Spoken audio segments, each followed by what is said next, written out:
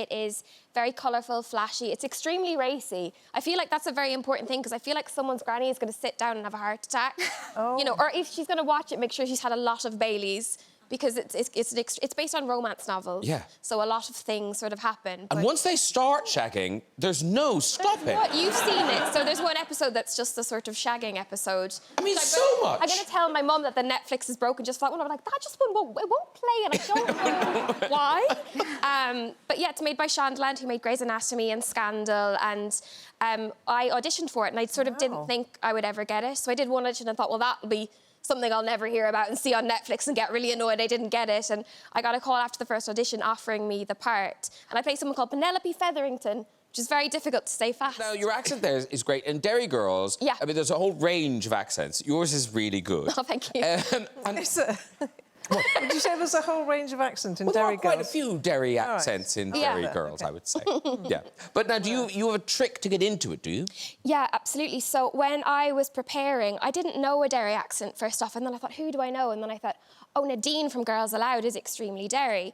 And then, I don't know if people will know this, but there was an extremely controversial incident in the early noughties in Ireland. So good! It was so good. So I feel like it was the first Irish sort of pop culture TV moment. It was Pop Stars, the Irish version, which only had about 50 entrants because we don't have as big a population. So she went on and lied about her age. But she got found out on camera. Stop it. Yes. No. Oh, no, YouTube it. It's so good. Lean forward. Wow. This is the trick. How old was she? How old was she? OK, so she'd gotten into the band, and then her on-camera interview, like the first one to introduce yourself, who you are, she said, my name's Nadine Coyle from Larkill in Derry, date of birth 15th of 6th, 85, Mechamia, Germany. And then she thinks for a second and goes, what date of birth did I say? No, 15th of the 6th. And then it fades. And she's outed herself on camera. But everyone lost the plot. Do the phone call to her mother. Do everything. Mommy, do the whole thing. Has Daddy put my passport in the car? Mommy, will you look at my handbag for my passport? And it was all a lie. She knew. How old was she? She was 16. She was meant to be 18. Oh. What is it about you lot pretending you're different ages? Just cool, isn't it? Cute, because she wanted to make it through. That's fine. But then she got in Girls Aloud. It actually worked out much better. You see? Her. Yeah. Yeah. Everything and happens for we a ended reason. up with an amazing moment of her sobbing in the back of a Renault Espace being driven away. I also did that whole thing in my audition, and it was very awkward because... Well, you did it as a speech. Yeah, but they didn't want me to. It's not like they said, would you mind doing your pre-prepared Nadine Coyle speech? I just sort of started speaking, and they sort of were looking at me, and I thought, well, this could really go either way. You know, it's all the executives from Channel 4 and the director and the writer, and I just started doing it. But I got the job, it's all fine. Woohoo! Yes! Very good. Do we get to see him? I mean, is it as raunchy as the first season? It's Bridgerton. So, and it's about love and the kind of escapades that people get up to about love. Yes. So, yeah. I'm thinking yes. Yeah. Yes. And obviously this comes from the great American showrunner, Shonda Rhimes, Shondaland. And one of the things I think people love about the show is the colourblind casting. Was that one of the things that kind of appealed to you about it? That, you know, seeing London being that diverse? Yeah, I think definitely, you know, you want as actors to be in something that really represents the world that we're living in at the moment, and I think that's really, really important. Yeah, I'm very proud that we're representing, we have diversity, and we're reflecting the world that we're living in.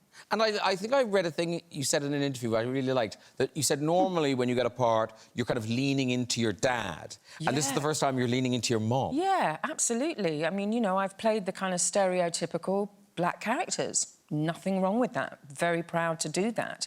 Very proud to represent my dad. But this time round, you know, being a biracial actress, biracial person, I have two cultures that I can tap into. And for Queen Charlotte, she's very, very much based on my mother and that side of my heritage. So, yeah, I mean, I was brought up being traipsed around manor houses in this country and afternoon tea and, you know, all of that stuff, scones and jams and, you know, all of that, you know. So to be able to celebrate her is a real, real joy and blessing. And And here's another odd link. I can't imagine this will ever happen again. We've got 2 people on the show who've played Queen Charlotte. Yeah. Because you were in The Madness of King George. I was, yes, absolutely. Fichus and wigs. Yeah, remember the fichus? exactly. I know, exactly. We used to call them the fucking fichus.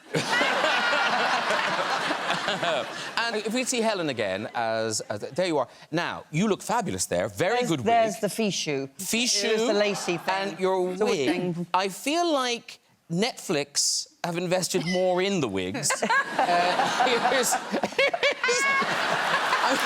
is that truck built around your wig? Nearly. Is that car just for you as well? Yeah. It looks as if it's just for you. Yeah, that used to rock up every time I needed to go to set. Wow. Because I couldn't... if Also, I was in a car, I had to kneel down. So I would be on the floor like that. With this wig, if it was a car. But in that, I was able to sit properly. And what's in it? Is it dense? It's There are cages... birds and worms, mice and all sorts of things. Actually, we've got a picture of you getting ready, and it looks like a man's living in it. It looks like you've woken him up. That's at about 4 o'clock on a very, very heavy day. I mean, you're an actor, but you're also a singer. I mean, I am, yeah. music has been really important to you. Yeah, absolutely. My mum and dad used to play instruments and sing, and my brother's a producer. And your parents, I love this, you know, if music be the food of love, your parents, they met through music. They met through, yeah, my mum was working in Barbados and my dad came for some reason, I can't remember where, but they set up a choir. Oh, wow. And they met singing in the choir. I think we've got a picture of your mum and dad. They're on a plane to somewhere. Yeah, that's their wedding day. Oh, my Oh, wow. That's the day they got married, in one of those... And they had to get married at, like, 4 o'clock in the morning or something like that because the priest or the person who was doing the service, that was the only time that they could do. And I know... Busy, busy, busy. So, yeah, that's at about 6 o'clock in the morning after the wedding. Wow. Flying back They to look very wherever they... happy. Yeah, God, They look yeah, very happy. they're gorgeous, aren't they? So beautiful.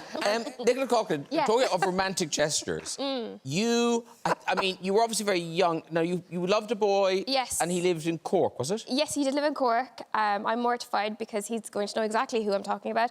I was only 5. Please keep that in mind when I continue this story. I was really in love with him, and I thought for some reason the most romantic thing I could do was to send him some of my teeth.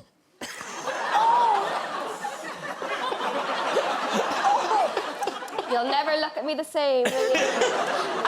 Yeah, I wish this Some of wasn't... your first teeth. Some of my milk teeth. Yes, I was going to say, some of your sort first teeth. I love you. Yeah, wrote him a letter and thought, very romantic gesture, very eye-catching. They'll never forget you if you I send think them your that's the teeth. cutest thing I ever... But, How old was he?